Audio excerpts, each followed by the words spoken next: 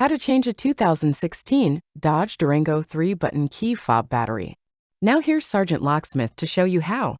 Let's go ahead and change the battery out on our 3-button Dodge Durango remote. With that being said, if you have a lanyard or a key ring attached right here, you will need to remove that because this remote needs to come apart. Let's go ahead and flip the remote over. You've got your emergency key blade release right here.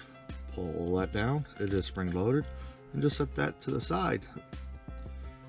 With that being said, this task you will need a flat tip screwdriver. The emergency blade came out here, and right here is a little indentation. Hold the remote firmly, and you are going to twist, not pry, the remote. And the housing popped open. Don't open it yet. Set it face down, because you're going to worry about that circuit board. If that circuit board were to have moved, you'll notice there's a little indentation in the circuit board. Then you got a little plastic peg. Now, you're going to take your flat tip screwdriver, come 180 across, take the corner, and just pop it up under here, and the battery pops up. This is a CR2032 battery.